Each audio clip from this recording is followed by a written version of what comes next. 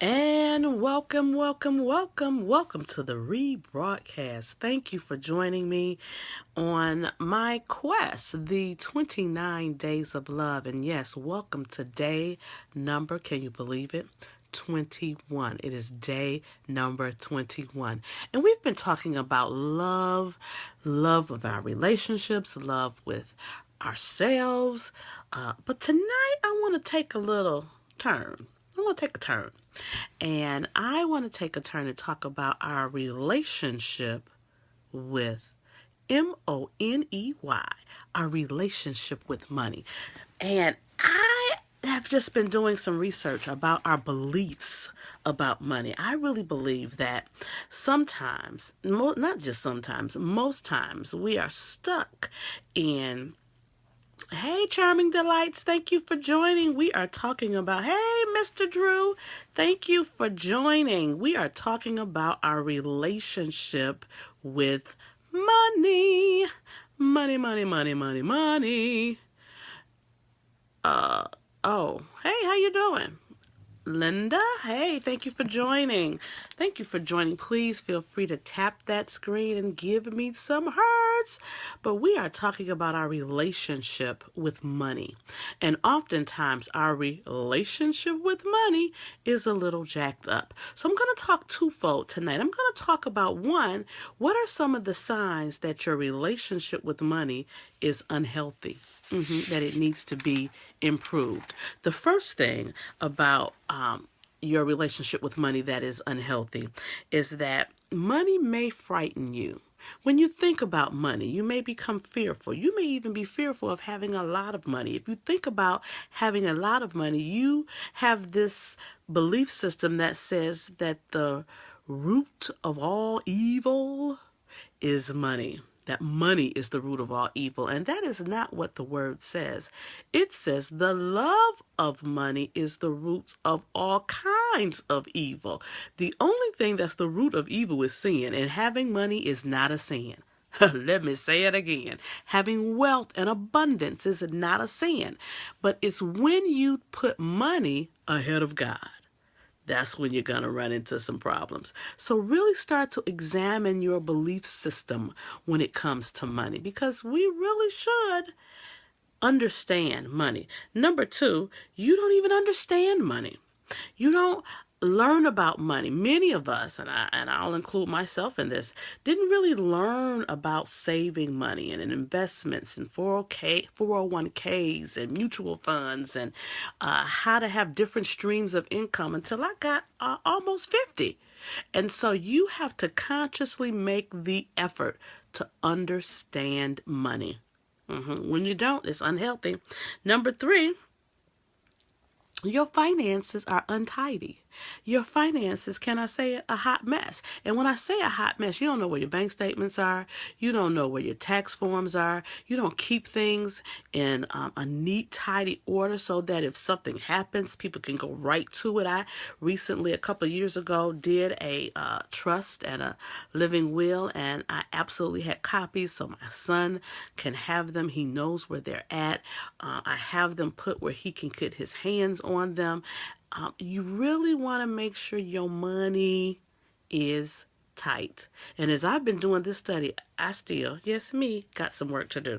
Number four, money is constantly on your mind, but it's constantly on your mind about what you need to do, what you don't have, what you got to pay, who you owe, and it's worrying you, it's weighing you down. You don't have the liberty and freedom that you're supposed to have when you're walking under an abundant heaven, and you understand that God is the source of your supply, that your working is not the source of your supply. And we get it twisted sometimes, but the word tells us that he shall provide based on his riches and glory, not yours. And so I know for me, I've had to really check my belief system, because I used to pray not for what I needed or wanted. I would pray for God to send me the work to do to make the money to get what I wanted. Just pray for what you want. Because he can give it to you. He has a limitless ways of blessing you. He has a limitless amount of ways to giving you what you need. Ooh, that's so good. That's so good. That's so good. Not saying that you don't have work to do. You have to do your work, but if you're busy working and you're busy doing with your hands what you can do, not sitting back twiddling your thumbs, but if you're working and if you're doing what the word says, if you're tithing, if you're giving, if you're sowing, tell me increase is coming your way. I call my Cadillac my tithing vehicle because I know that vehicle came from tithing. I know that. And then you can't keep hold of money when you have an unhealthy relationship with money. It seems to just come right through your hands. You have it 1 minute, the next minute you don't. You just can't keep it. You can't invest it. You can't take care of your needs. You're doing more for other people than you're doing for yourself. I don't know who that one was for. But some of the signs that you have a good relationship with money or a healthy relationship with money, there are 4 signs. And I want to talk about the 4 signs. The first is that you don't avoid money. I was just listening to someone and they were talking about how they knew they had debt, they knew they had credit card bills, they knew they had, and they didn't even look at the statements. They just was, just not paying attention. Let me tell you, not paying attention to it does not make it go away.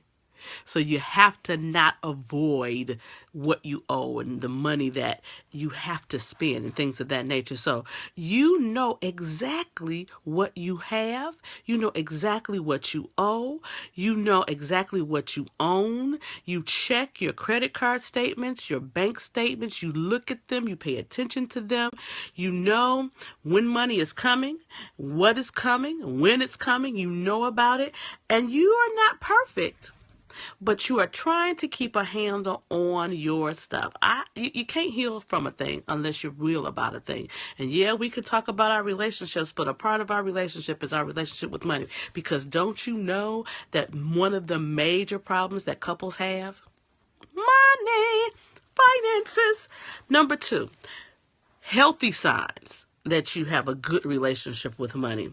You live within your means. I feel like dropping the mic. I almost want to drop the phone. You live within your means. And living within your means, you have to know what your means are. You really have to take a look and inventory about what's coming in, when it's coming in, what your expectations are and what you have to pay, what your bills are, when your bills are due, when you're going to have money. And I know for me, that has been a challenge. I'm just going to be real. That has been a challenge for me because I am self-employed. And being self-employed, I have real high highs, and then I can have real low lows. And when I'm in my low space and then I'm also the type of person that, this is hard to say, but sometimes I don't ask for help. I don't let people know that I need help. I don't seek out help when I am, my back is up against the wall. So it's important that you are honest with yourself, that you know what you got coming in, that you live within your means, that you know how much is coming in and how much is going out. You save for large purchases. You just don't get a big check and then go buy something big because you got a big check. Split that puppy up. You also have a retirement plan because we're not going to work forever. We need to be able to retire. So what is your retirement plan? And then you're not frugal. You don't just, you're not penny pinching all the time. You can still have fun. You can still do things and plan to have fun. You can still take a vacation, but you got to plan it. You got to work at it. You have to understand that you don't want to take an extravagant vacation and you still got bills to pay. And yes, you're going to have bills, and yes, you're going to have debt, but you really want to make sure that you're not overdoing it, that you're not constantly putting yourself deeper and deeper and deeper in debt. Number 3 sign that you have a healthy relationship with money, that you don't keep secrets from yourself and from your mate. That is a good one. And I have to just be honest again. I've had some examples of women in my life who would purchase things, hide things, not share with their mate, would teach you, don't let your right hand know what your left hand is doing. And I used to go, well, ain't it all part of the same body? Don't you want to know what the body is doing? So you have to be honest. You can't say that you want honesty and you lying. So you have to make sure that you're not keeping secrets from yourself about money, that you are open and honest with your spending. So you have to be honest with yourself, because you can't heal from a thing unless you're real about a thing. And then you also want to know that you don't have items hidden. Back to that buying stuff and hiding them. You want to make sure, because I believe that relationships, one of the true elements of love is freedom. And so I want to have the freedom to shop when I want to shop, long as I'm not damaging our finances, that I can be trusted.